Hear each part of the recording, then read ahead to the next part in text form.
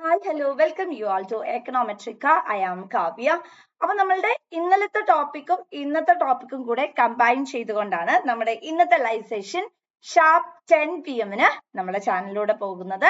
So ഇന്ന് നമ്മൾ മോർണിംഗിൽ ഡിസ്കസ് ചെയ്യാൻ പോകുന്നത് indifference curve, RPT revealed preference theory, band wagon, snob effect, ഇത്രയുമാണ്. നമുക്ക് LES CES എന്നൊക്കെ പറഞ്ഞിട്ടുള്ളത് ഉണ്ട്, ട്രാൻസ്ലോഗ് ഒക്കെ ഉണ്ട്. അതൊക്കെ നമ്മൾ ആ കോൺസെപ്റ്റ് പറയാതെ പറഞ്ഞാൽ നിങ്ങളിലേക്ക് ഡ്വെൽ ആവില്ല. അപ്പൊ ഇന്ന് രാത്രി ഷാർപ്പ് 10 PM ഇന്നലത്തെ ടോപ്പിക്കും ഇന്നത്തെ ടോപ്പിക്കും കൂടെ കമ്പൈൻ ചെയ്തുകൊണ്ട് ഒരു 1 hour സെഷൻ ഉണ്ട്. സോ ആരും ജോയിൻ ചെയ്യാൻ മറക്കരുത്, എല്ലാവരും സ്റ്റേ ട്യൂൺഡ്. നമുക്ക് ചോദ്യത്തിലേക്ക് കടക്കാം. An indifference curve represents different income level, different price levels, different combinations of goods providing equal satisfaction, different demand level.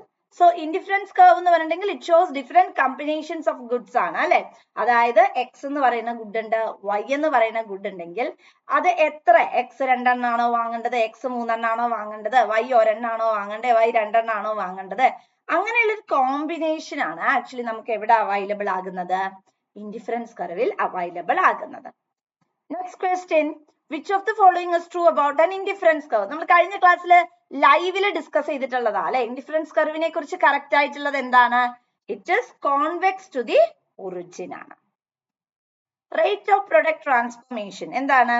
The rate at which one product is transformed into another production ആണ് അല്ലെ.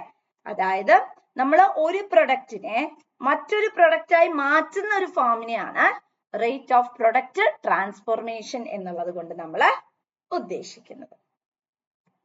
In the bandwagon effect, a consumer's demand for a commodity increases because others are buying it. അതായത് മറ്റേ ആള് കൂടുതലായിട്ട് അത് വാങ്ങുന്നുണ്ട്, so ഞാനും അത് വാങ്ങണം എന്നുള്ളൊരു ടെൻഡൻസിനെ കുറിച്ച് ഒരുപാട് കാര്യങ്ങൾ പറയാനുണ്ട്, അത് നമ്മൾ ലൈവ് സെഷനിൽ പറയും. അപ്പൊ അങ്ങനെയുള്ള ഒരു ടെൻഡൻസിനെയാണ് ബാൻഡ് വാഗൺ എഫക്റ്റ് എന്നുള്ളത് കൊണ്ട് ഉദ്ദേശിക്കുന്നത്. Snob effect reflects a consumer's behavior where the demand decreases when many people own the product.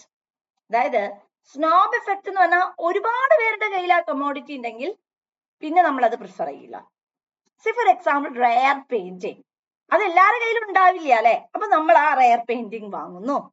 So that is snob effect. പക്ഷെ ആ ഒരു പെയിന്റിങ് എല്ലാവരുടെ കയ്യിലും ഉണ്ടെങ്കിൽ നമ്മൾ പിന്നെ അത് വാങ്ങൂല, ബിക്കോസ് നമുക്കൊരു യൂണിഫോമിറ്റി അല്ലെങ്കിൽ നമുക്കൊരു സ്പെഷ്യാലിറ്റി ഇല്ല. That's it.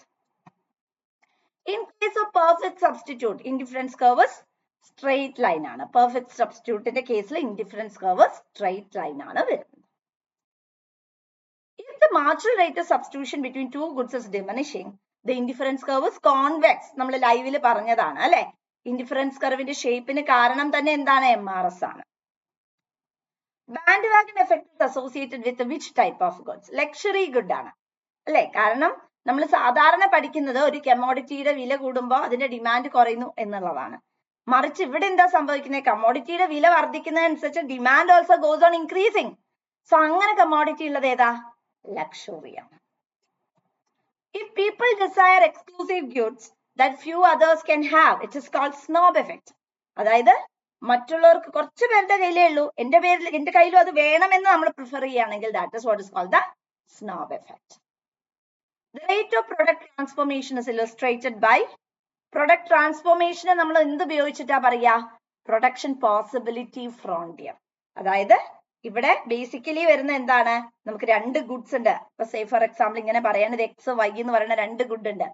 നമ്മൾ ഇത്ര വൈയും ഇത്ര എക്സും, പിന്നെ നമ്മൾ Y കുറച്ചു ഇത്ര എക്സ് വാങ്ങിച്ചു, Y കുറച്ചു ഇത്ര എക്സ് വാങ്ങിച്ചു. ഈ പോയിന്റ്സിനെല്ലാം ജോയിൻ ചെയ്ത് വരയ്ക്കുമ്പോൾ you get a frontier. That is what is called production possibility frontier. Sometimes ചില സിറ്റുവേഷനിൽ ലിമിറ്റ് എന്നും പറയാറുണ്ട് കേട്ടോ. ഇതിന്റെ ഉള്ളിലാണെങ്കിൽ ഇൻഎഫിഷ്യന്റ്, നമുക്ക് അവൈലബിൾ ആയിട്ടുള്ള റിസോഴ്സസ് ഉപയോഗിച്ച് നമ്മൾ പ്രൊഡക്ഷൻ ചെയ്തിട്ടില്ല. പുറത്താണെങ്കിൽ നമുക്ക് അവൈലബിൾ ആയിട്ടുള്ള റിസോഴ്സസും കൂടുതലായി നമ്മൾ ഉപയോഗിച്ചിരിക്കുന്നു. എപ്പോഴും ഈ പോയിന്റ് ആണ് സ്റ്റേബിൾ പൊസിഷൻ.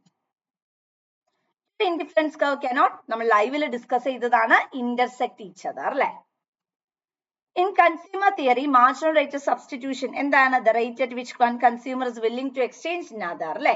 അതായത് ഇപ്പൊ നമ്മൾ എഴുതാണ് X എന്ന് പറയുന്ന ഒരു കമ്മോഡിറ്റി, Y എന്ന് പറയുന്ന കമ്മോഡിറ്റി, Y ഇത്രയും X ഇത്രയും ഉണ്ട്, ഇവിടെ Y സാക്രിഫൈസ് ചെയ്തിട്ടാണ് ആ പെർട്ടിക്കുലർ കൺസ്യൂമർ എക്സ് വാങ്ങുന്നത് അല്ലെ. ഇതിനെയാണ്, അതായത് ഇപ്പൊ സേ ഫോർ എക്സാമ്പിൾ ഇവിടെ 20 യൂണിറ്റ് ആയിരുന്നു Y, 10 യൂണിറ്റ് ആയിരുന്നു എക്സ്. ഇതില് 10 യൂണിറ്റ് Y ആയി, ഇവിടെ 20 ആയെങ്കിൽ ഇവിടെ 10 യൂണിറ്റ് നമ്മൾ Y വേണ്ടാന്ന് വെക്കുകയാണ് അല്ലെ. So this is what is called marginal rate of substitution. The bandwagon effect results in a demand curve that is flatter than normal. Bandwagon effect വരുമ്പോൾ ഡിമാൻഡ് കർവ് എങ്ങനെയാ? ഫ്ലാറ്റർ ആയിരിക്കും. കാരണം നമ്മൾ അവിടെ കൺസിഡർ ചെയ്യുന്നില്ല പ്രൈസിന്റെ, ജസ്റ്റ് നമുക്ക് മറ്റുള്ളവരുടെ കയ്യിലുണ്ട് എനിക്കും വേണം എന്നുള്ളൊരു കോൺസെപ്റ്റ് ആണ്. സ്നോബ് എഫക്ട് എന്ന് പറയുമ്പം good in question is, snob effect ഏത് കമോഡിറ്റിയാ? അതും ലക്ഷറി കമോഡിറ്റിയാ. ബാൻഡ് വാഗൺ ആയാലും സ്നോബ് ആയാലും ഒക്കെ ലക്ഷറിയാണ്. ആ movement along an indifference curve implies MRS ആണ് അല്ലെ. ഇൻഡിഫറൻസ് കർവ് എന്ന് പറയുമ്പോൾ തന്നെ നിങ്ങൾ എന്ത് ഓർക്കണം? MRS, marginal rate of substitution. So it is substitution അല്ലെ which is important. A higher indifference curve represents, നമ്മൾ ലൈവിൽ ഡിസ്കസ് ചെയ്തതാണ്, ഹയർ ലെവൽ ഓഫ് സാറ്റിസ്ഫാക്ഷൻ. കാരണം കൂടുതൽ കോമ്പിനേഷൻസ് നമുക്ക് കിട്ടും അല്ലെ. In production, rate of product transformation is equal to the slope of the PPC. When a consumer's preference is influenced by others buying, അതെന്താ? Band wagon effect അല്ലെ. ഞാൻ ഒരു particular commodity വാങ്ങണം, മറ്റേ ആളും വാങ്ങിയത് കൊണ്ടാണ് ഞാൻ വാങ്ങണേ, that is bandwagon effect. Okay, അപ്പൊ നമ്മൾ ഇന്ന് ചർച്ച ചെയ്തിട്ടുള്ളത് നമുക്ക് ഇന്നലെയും ഇന്നും പഠിക്കാനായിട്ടുള്ള വളരെ ഇമ്പോർട്ടന്റ് ആയിട്ടുള്ള കുറച്ച് മേഖലയിൽ നിന്നുള്ള MCQ ക്വസ്റ്റ്യൻസ് ആണ്. നമുക്കിനി സമയമില്ല, സോ അതുകൊണ്ട് വളരെയധികം കൃത്യമായി പ്രിപ്പയർ ചെയ്യുക.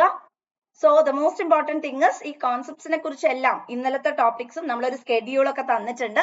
ആദ്യമായിട്ടാണ് കാണുന്നതെങ്കിൽ നിങ്ങളൊരു 10 days സ്കെഡ്യൂൾ എന്ന് പറയുന്നത് ടീച്ചർ ഇട്ടിട്ടുണ്ട്. സോ ആ 10 days സ്കെഡ്യൂൾ ഒന്ന് നോക്കണം, അതനുസരിച്ചാണ് നമ്മൾ പോകുന്നത്. എല്ലാ പോർഷൻസും മാക്സിമം കവർ ചെയ്യാൻ തന്നെയാണ് നമ്മൾ നോക്കുന്നത്. മോർണിംഗിൽ MCQ ഇടും, ഈവനിങ്ങിൽ നമ്മൾ അതിന്റെ ലൈവും കണ്ടക്ട് ചെയ്യും. സോ ഇന്ന് 10 PM നമുക്ക് ലൈവ് ഉണ്ട്. Stay tune for that. Thank you all.